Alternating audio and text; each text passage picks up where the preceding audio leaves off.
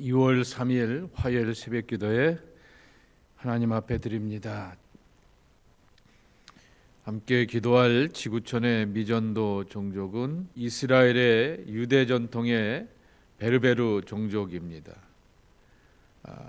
이스라엘에 3,200명이 살고 있게 되고요.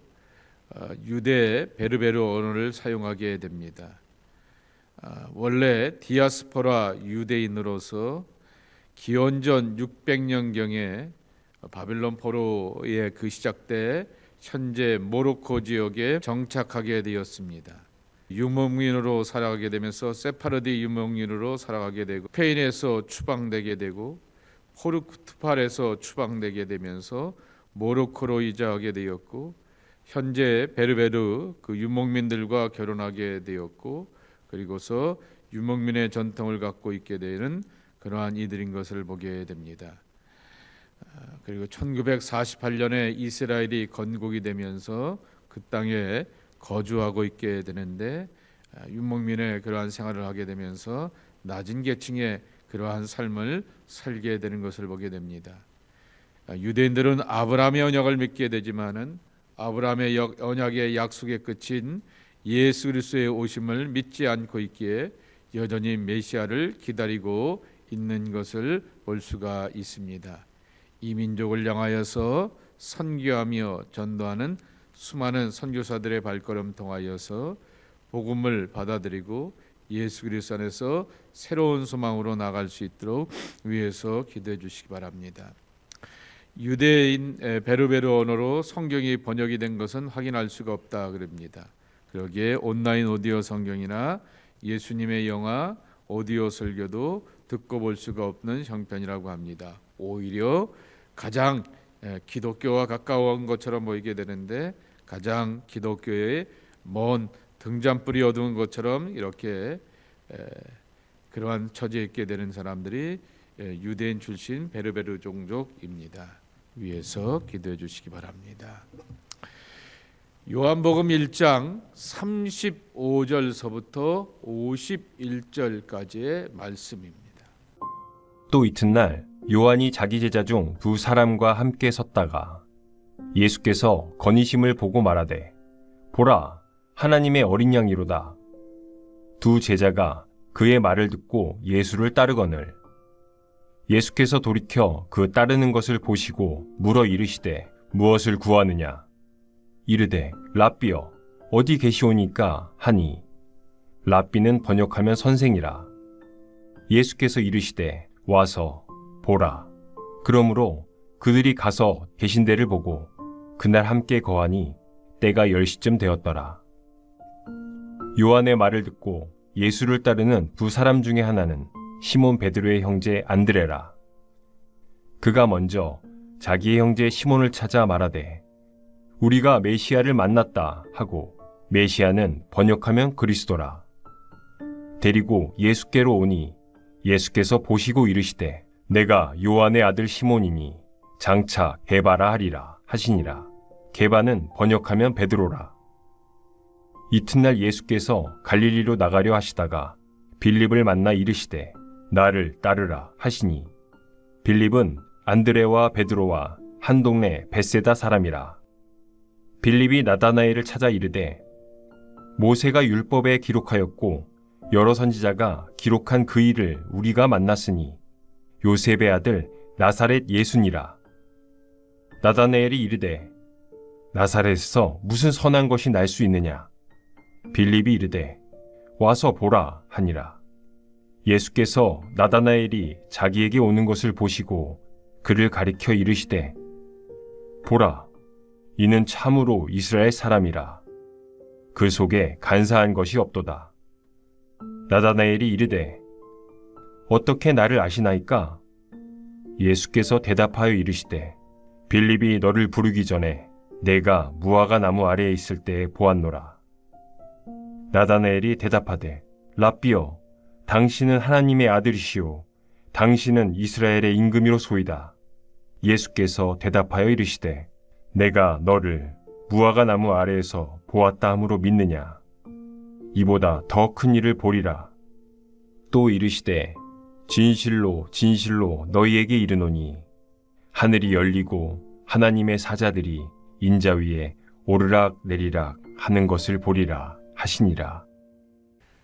요한복음은 태초에 말씀에 계셨다라고 하는 노고스서부터 시작합니다.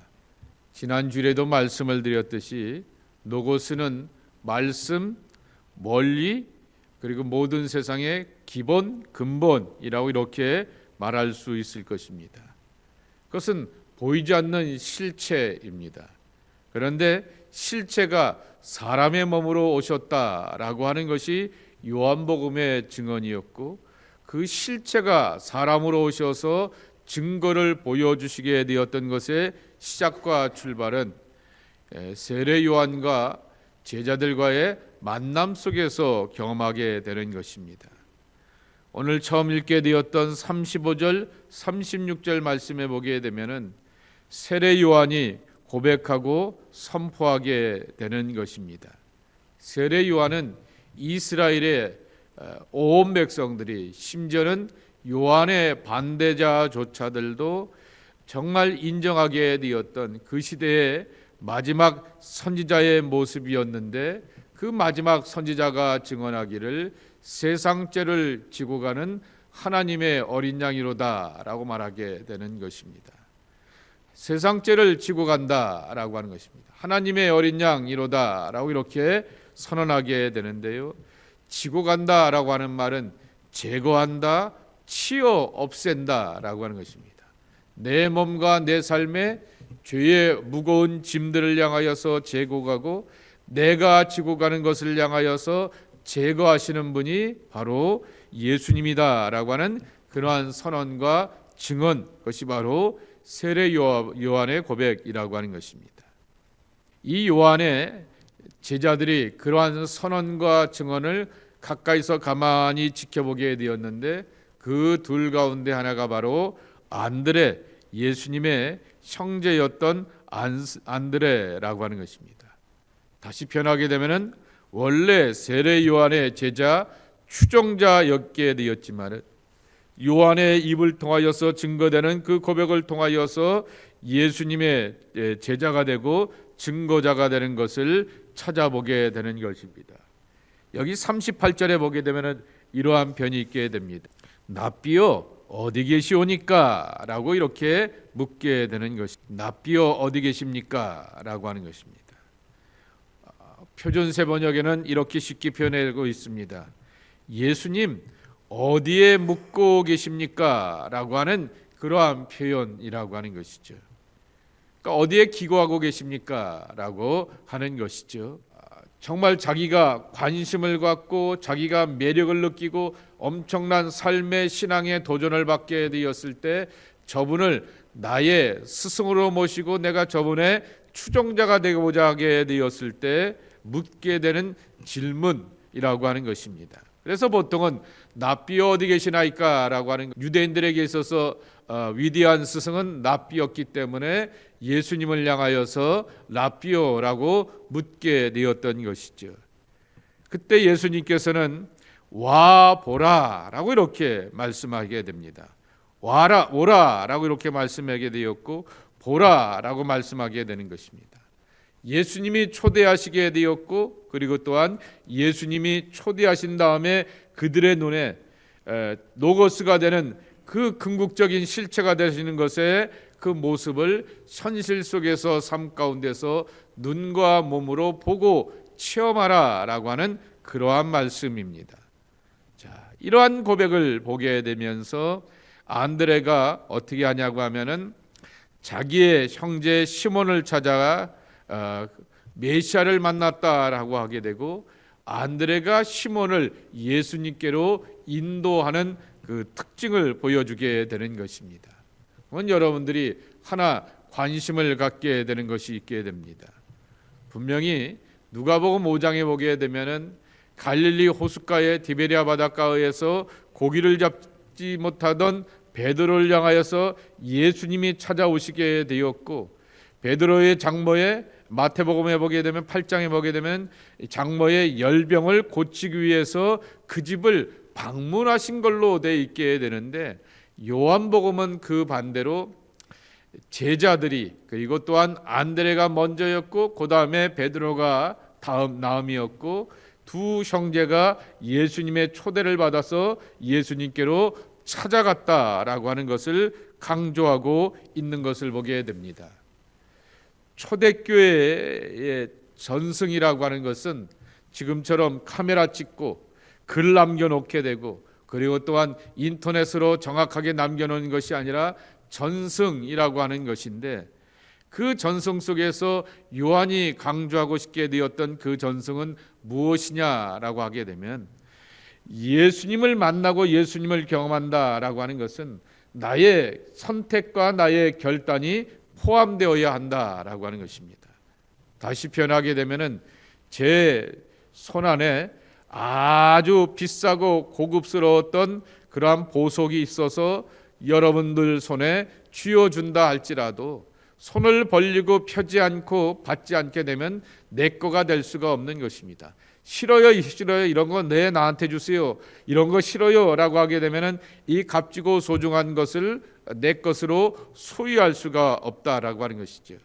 요한복음에 나오게 되었던 제자들의 선택과 부르심을 보게 되면 예수님이 초청하시고 초대하시는데, 그 초청과 초대에 응답할 줄 아는 사람들이 예수의 사람이 되고 제자가 되는 첫걸음을 출발할 수가 있다라고 하는 것을 들려주게 되는 것입니다.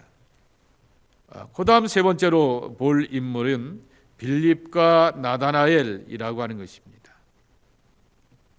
43절 말씀에 보게 되면은, 빌립이 갈릴리로 나가려 하다가 예수께서 갈릴리로 가시다가 빌립을 만나되 나를 따르라 하게 되었니, 빌립은 안드레와 베드로와 같은 동네 사람이다 그랬습니다. 그러니 안드레와 베드로를 통하여서 예수님에 관한 소문과 그 삶에 대하여 사역에 대해서 알고 듣게 되었던 빌립은 그도 예수님을 쫓아서 제자가 되었다라고 하는 것입니다. 이 빌립이 나다나엘입니다.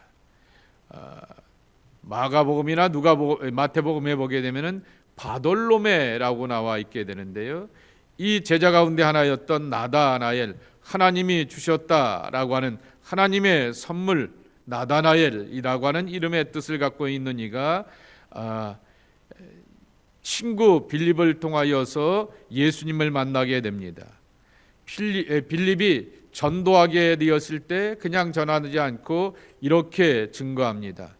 모세가 율법에 기록하게 되었고 선지자가 기록하게 되었던 그이 오실 그분을 우리가 만났다라고 고백하게 되면서 나사렛 예수 요셉의 아들 그분을 소개하게 됩니다. 그랬더니 나다나엘은 자기가 알고 있게 되었던 메시아의 오심은 이 세상의 심판자와 구원자가 되시기 때문에 그러한 시골 동네 변방호에 오시는 것이 아니라 마치 동방박사들이 찾고 추구하게 되었던 것처럼 왕궁에서 영향력 있는 그러한 존재로 올 것이다 라고 생각하였기 때문에, 야, 나사렛 촌동네 그 시골 동네에서 무슨 선한 것이 날 수 있겠느냐라고 하는 자기의 편견과 선입견 가운데서 친구의 초대를 거절하게 되는 것입니다. 그런데 그가 똑같은 얘기를 하고 있는 것을 보게 됩니다. 너도 와서 보라 라고 그를 향하여서 초대하게 되었고, 와서 보게 되었더니 삶 가운데서 다가오게 되었던 하나님의 메시지를 만나고 경험하는 은혜를 체험하게 되는 것입니다. 발걸음을 옮기는 와 보는 그러한 선택이 있고, 그리고 거기서 보게 되었을 때 실체적으로 경험하게 되었던 예수님의 은혜라고 하는 것인데, 예수님께서 먼저 나다나엘을 알아보신다라고 하는 것입니다. 신학적으로 표현하게 되면 선제적 능력이라고 말할 수 있을 것입니다. 나에 대해서 미리 알아보시게 되는 것이죠. 그러면서 나다나엘을 평가하기를 그 속에 간사한 것이 없는 진정한 이스라엘 사람이다 라고 하는 것입니다.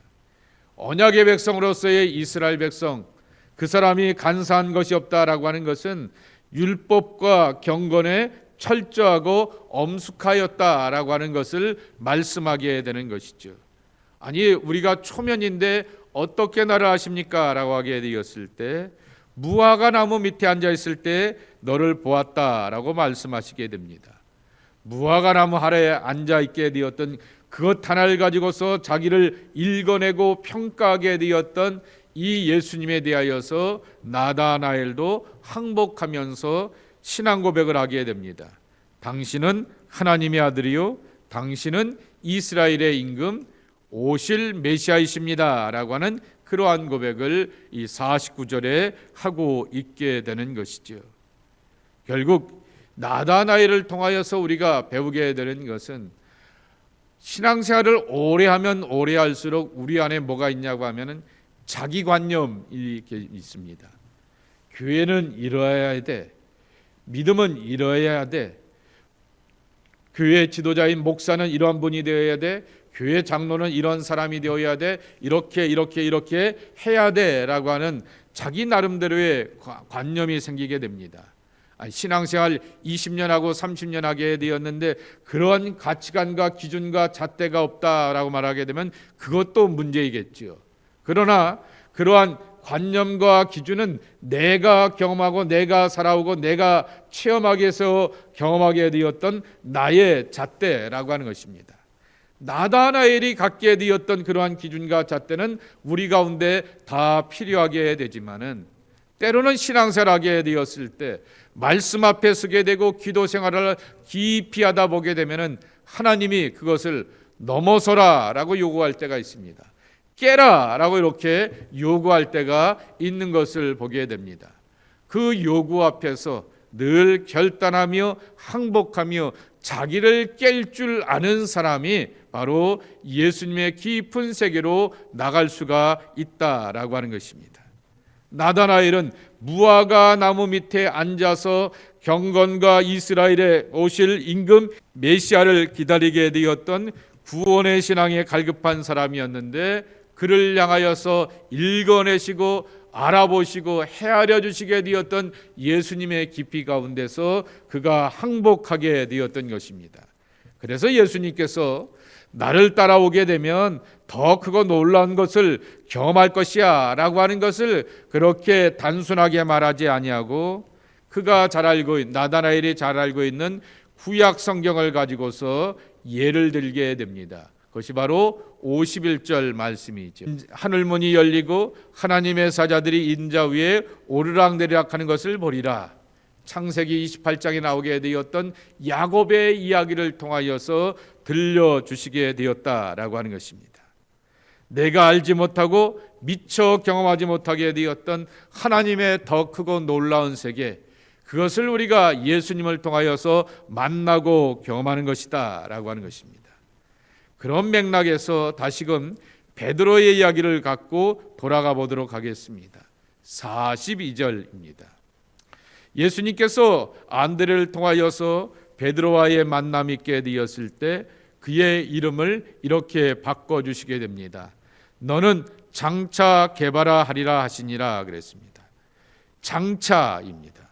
표준세문역에 보게 되면 너는 앞으로 개바라고 이름을 부리려라 이렇게 번역을 해놓게 되었습니다. 개바라고 하는 이름의 뜻은 페트라, 반석이라고 하는 그 뜻이라고 하는 것입니다. 장차 반석이 될 것이다 라고 하는 것입니다. 지금의 모습과는 달라지게 되었던 더 큰 변화를 이루게 될 것이다 라고 하는 것입니다. 이 말씀을 가만히 보게 되면은 안드레가 더 세례 요한을 쫓아가게 되고 세례 요한에 대해서 관심을 갖게 되는 것처럼 안드레가 더 영적인 사람이었고 거룩하고 신령한 것에 대하여서 갈망하는 사람이었던 것을 보게 됩니다. 그런데 예수님은 안드레에 대해서 말하기보다는 바로 베드로에 대해서 이렇게 말씀하시게 되었던 것이지요. 예수님을 만나게 되면은 우리의 장차, 우리의 앞으로를 예수님께 맡기고 의지하며 사는 삶이 되어야 되는구나라고 하는 것을 깨닫게 되는 것이죠. 미래는 사람에게 있는 것이 아니라 예수님께 있고 그리고 예수님과 함께 살게 되면서 엄청난 기대감을 갖고 살아가는 신앙이 우리의 신앙이 되어야 되는구나라고 하는 것을 배우게 되는 것입니다. 초대하셨을 뿐만 아니라 기대하라라고 이렇게 말씀하시게 됩니다. 어떤 기대요? 내 삶을 통하여서 우리 가정과 가족들을 통하여서 하나님이 하실 일에 대한 그러한 엄청난 기대와 간절함이 우리 가운데 있어야 한다라고 하는 것입니다. 나는 어제의 베드로였고요.